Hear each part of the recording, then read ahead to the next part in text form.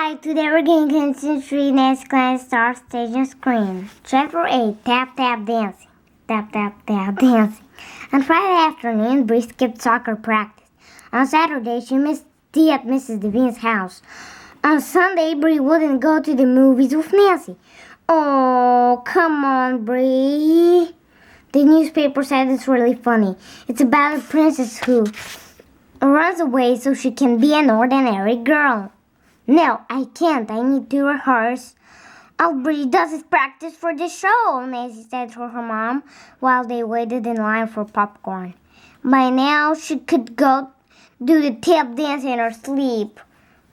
But she's so scared of making even one tiny little mistake. That's because Bree is a perfectionist, Nancy's mom said as they took their seats.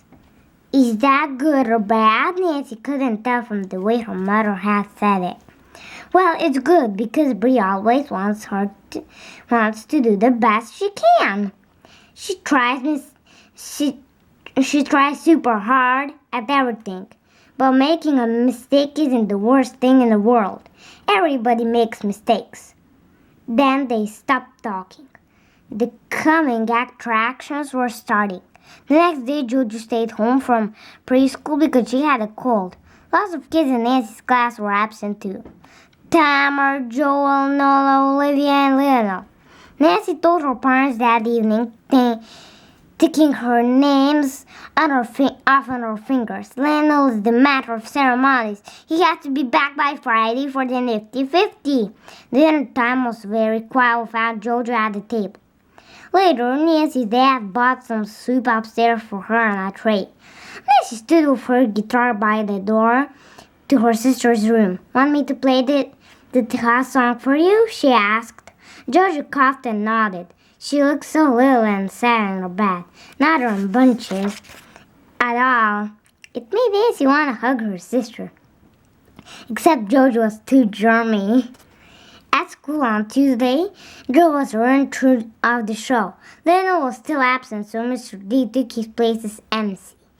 It was the first time Nancy got to see many of the other songs and dances. For the grand final, the every last act, the whole third grade got up on stage. They marched around with signs and said either hooray for the USA or the nifty 50 and sang, This land is your land. Nancy loved the song.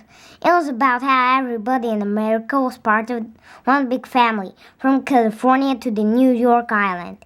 After the run through, Bree kept on her tap shoes. At lunch, she tap danced down the cafeteria line, clickety-clack-clack. She tap danced to the table under the poster of 5 food groups, and when she was finished eating, she tap danced over to the garbage bins to throw her sandwich bag away. The clicking sound was starting to drive Nancy nuts. Nancy ate fast and ran outside for recess. I'll be right out, Bree called to her. I just need to use the lavatory. And away she stopped. Want to jump rope with us? Tamara asked Nancy in the yard. She had already rounded up a bunch of girls. Sure, Nancy said. I'll be one of the turners. Then Tamara asked, Where's Bree? Except for Grace, Bree was the best double dutch. Bree stopped dancing over to the girls' room. Nancy rolled her eyes. Tap, tap, tap. All she does is tap dance. I'm sick of it. She's too much of a perfectionist. A funny expression came over Tamara's face.